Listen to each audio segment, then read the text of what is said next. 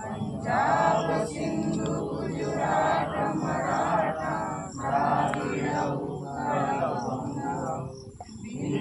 हिमाचल यमुना गंगा उच्छल जलधि तरंगा तब शुभ नामे जागे तब शुभ आशीष मांगे गाये तब जय गाथा जनगण मंगलदायक जय हे भारत भाग्य विधाता जय हे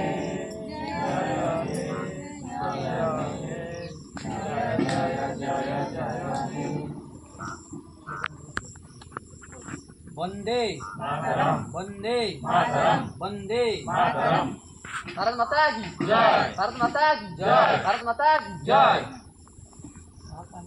महात्मा गांधी की जय महात्मा गांधी की जय महात्मा गांधी की जय जातीय पताका की जय जातीय पताका की जय जातीय पताका की जय जवाहरलाल नेहरू जय जवाहरलाल नेहरू जय जवाहरलाल नेहरू जय सुभाष चंद्र बोस की जय सुभाष चंद्र बोस की जय सुभाष चंद्र बोस की जय भारत माता की जय भारत माता की जय भारत माता की जय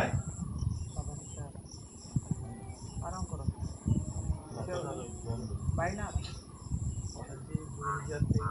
15 आज दिन में ठीक आम भारत स्वाधीन होता मुझे अधिक किसी कहना चाहूँगी आम अंचल जड़े मान्यगण्य व्यक्ति सरल साधारण जे पृथ्वी प्रसिद्ध और वृत्ति में प्रसिद्ध से होती गोपाल चंद्र महांती आम अतिथि रूप में पाई मुझे भाग्यवान धन्य मन कर अनुरोध कर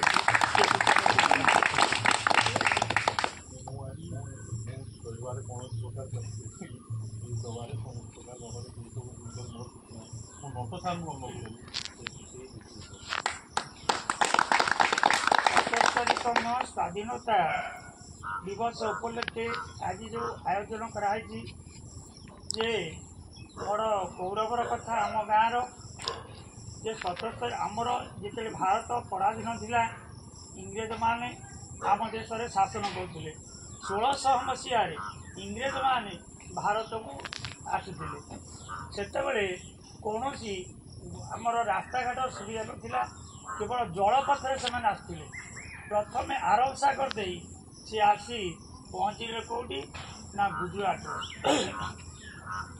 गुजरातर सूरत रे से प्रथम वाणिज्य कोठी गठन कले जिते वाणिज्य कोठी गठन कले जो देश जिते शिक्षित से देश सेते उन्नत तेणु इंग्रेज माने पढ़ुआ एवं शिक्षित भारी चालाक भारतीय माने तांकर फंदी जानी पारले नहीं केतक स्वार्थवादी लोक से हाथ कले जदि से हाथ न करेंगे से केवे राजनीति करें ना तापर से देखिले सूरत में वाणिज्य कोठी गठन कले से व्यवसाय कले से भाई चाला से पड़े महाराष्ट्र जाई मुंबई में वाणिज्य कोठी गठन कले से किसी आधिपत्य विस्तार कले तापर देखिले आउ कौ जगार कले आमर लोक संख्या वृद्धि हे पड़े पश्चिमबंग कोलकाता जाए से वाणिज्य कोठी गठन कले वाणिज्य कोठी गठन कला से भारतीय मान केते लोक मुस्लिम लोक निजर स्वार्थवादी लोक से एकजुट कर चाकरी लालसा देखले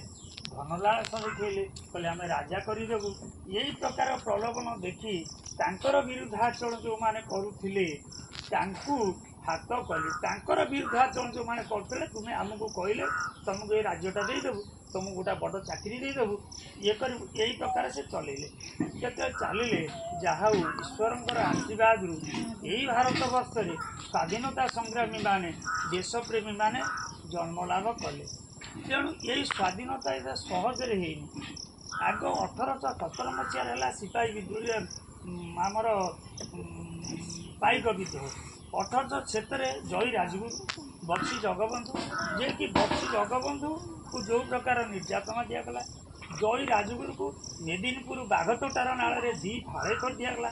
ତାଙ୍କୁ ଧନ ଲାଳସା ଦେଲେ। ସେତେବେଳେ ରାଜା ଥିଲେ ମୁକୁନ୍ଦଦେବ। ମୁକୁନ୍ଦଦେବଙ୍କର ମନ୍ତ୍ରୀ ହେଉଛନ୍ତି ଜୟୀ ରାଜଗୁରୁ, କୁଳ ପୁରୋହିତ। ତଥାପି ସେ ତାଙ୍କୁ ବହୁ ପ୍ରକାର ଧନ ଲାଳସା ଦେଖେଇଲେ। ସେଥିରେ ଜୟୀ ରାଜଗୁରୁ ରାଜି ହେଲେ ନାହିଁ। ଶେଷରେ କ'ଣ କଲେ, ତାଙ୍କୁ ବତା ଫାଡ଼ିଲା ଭଳିଆ ଫାଡ଼ିଦେଲେ। ତାପରେ ଚାଲିଲା ଆନ୍ଦୋଳନ ଚାଲିଲା। ସେଇ ଯେ ଖାଲି ଏଇ ସ୍ୱାଧୀନତା ପାଇଁ ଏ ଗୋଟିଏ ଆନ୍ଦୋଳନ ହେଇଛି ତାହା ନୁହେଁ। ତେଣୁ ଆମର 1870 ହେଲା ଆମର ପାଇକ ବିଦ୍ରୋହ ସ୍ୱାଧୀନତା ପାଇଁ, 1857 ହେଲା ସିପାହୀ ବିଦ୍ରୋହ ଏହି ସ୍ୱାଧୀନତା ପାଇଁ, 1930ରେ ଆମର ହେଲା